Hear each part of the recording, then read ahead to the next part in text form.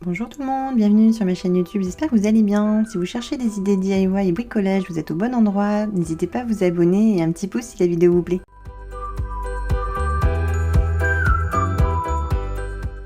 Il y a quelques temps, j'ai récupéré des chaises qui étaient destinées aux encombrants qui devaient être jetées. Et je les avais mis de côté, je me suis dit je vais faire des vidéos, ça m'inspirait pas mal.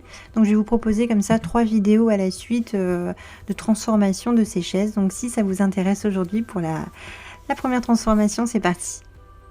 Pour la première transformation, j'ai utilisé 2 des chaises. Je trouvais que les pieds étaient assez sympas, ça m'inspirait pas mal.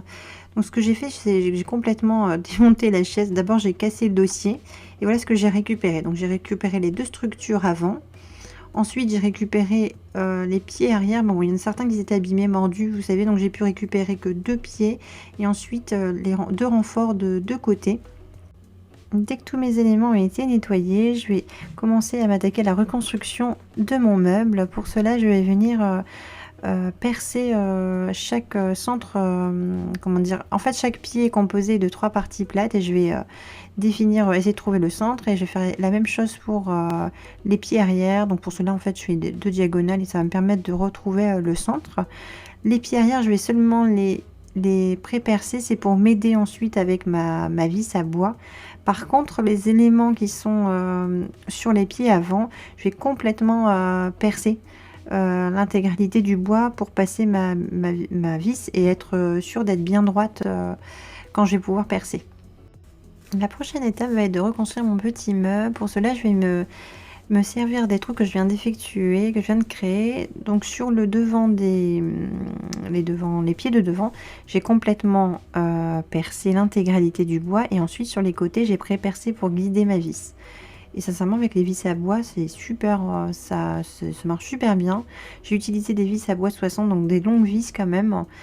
Et je ne sais pas si vous remarquez sur la photo, mais j'ai sur la photo, sur la vidéo, pardon. J'ai descendu le siège de la chaise pour créer comme un petit tabouret un peu ethnique bohème. Je trouvais, voilà, j'ai mis bien, puis je trouvais que ça pouvait aussi servir pour mes enfants, je trouvais ça sympa.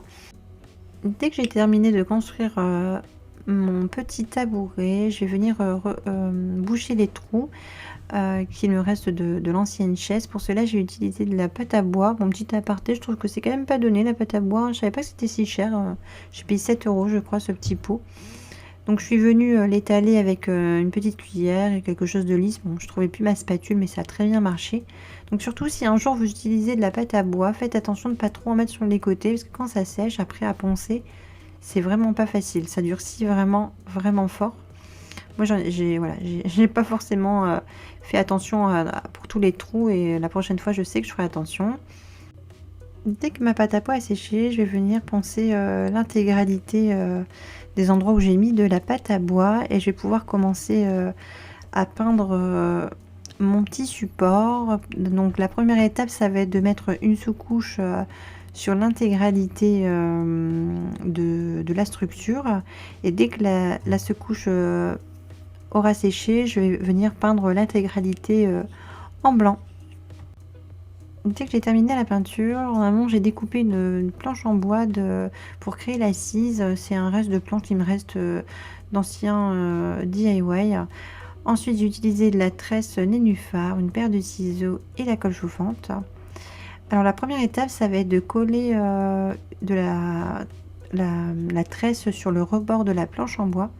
Donc sur les côtés, en fait c'était pour, voilà, ça va me servir à cacher la planche sur les côtés de mon tabouret. Et je me suis rendu compte quand j'ai terminé de faire ça des 2 côtés, donc j'ai fait un test, je l'ai posé sur le tabouret et là je me rends compte que je me suis trompée de côté. Je me suis trompée de côté. Donc en fait il fallait pas mettre de la tresse sur les 4 côtés, mais j'ai dû en mettre sur les 4 côtés. J'ai été trop vite, je pensais que c'était le bon côté.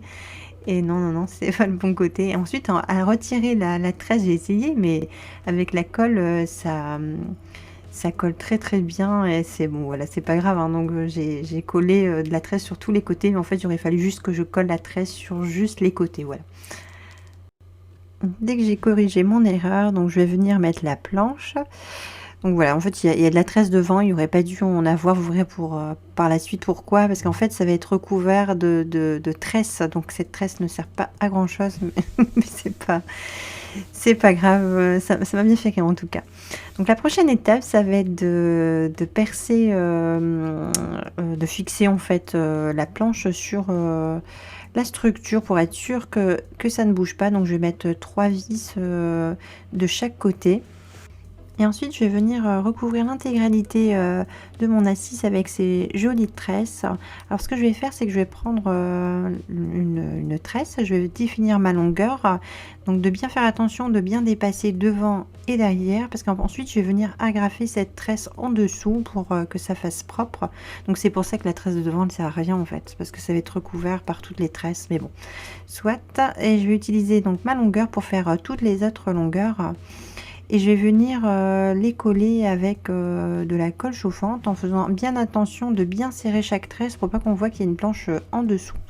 Donc à la base je voulais pas faire ça, à la base je voulais vraiment faire un tabouret, vous savez, un peu ethnique avec les cordes. J'en avais des cordes et de la corde macramé, mais je sais pas, j'avais un petit peu peur que ce soit pas assez ouais, assez solide, même si je trouve que les tabourets qu'on trouve dans les commerces ou faits par les artisans, j'ai déjà touché, hein, c'est costaud, mais moi je suis pas, voilà, j'en ai jamais fait et j'ai un petit loulou qui a 1 an et demi qui monte sur tout, donc j'avais peur de m'embarquer dans ce processus, voilà.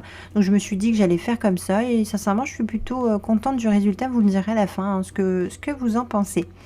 Donc voilà, là ce que je vais faire, c'est que je vais bien serrer à chaque fois ma tresse avec celle d'à côté et je vais pas lésiner sur la quantité de colle. Je vais vraiment bien en mettre sur l'intégralité de la longueur.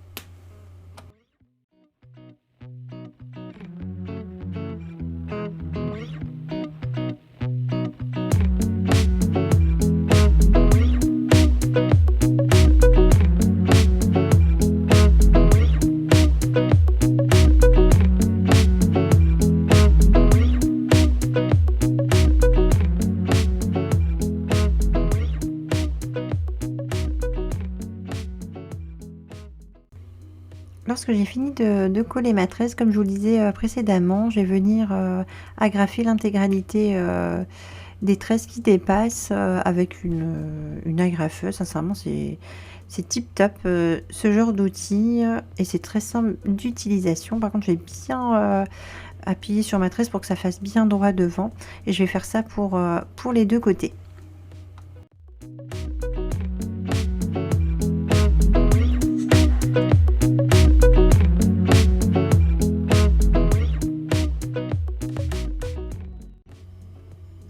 Le tabouret est bientôt terminé. Je trouve que le résultat est vraiment pas mal avec la tresse, hein. Et la colle chauffante, j'ai bien fait d'en mettre parce qu'au début j'hésitais, mais je m'en doute, voilà, j'étais sûre que ça allait permettre de bien lisser la corde et de faire quelque chose d'assez net. Je suis assez contente. Ensuite, je vais venir, donc voilà, vous voyez cet accoudoir, donc je vais venir le recouvrir avec de la corde macramé assez épaisse. Je vais venir mettre une petite pointe de colle au début et je vais venir tout simplement enrouler toute la structure de corde macramé. Je trouvais ça assez sympa de ramener une nouvelle matière et je trouvais que ça suivait bien avec la tresse nénuphar.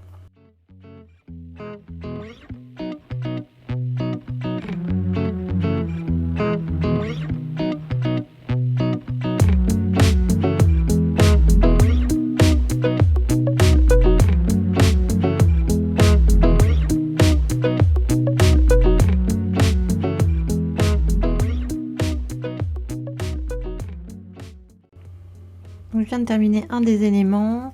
Je trouve que c'est le rendu est vraiment pas mal. Je suis venue donc finir en fait en mettant une petite pointe de colle au fond. J'espère que vous l'avez bien vu au niveau de la vidéo. Et ensuite j'ai plus qu'à faire l'autre côté. Ce sera terminé.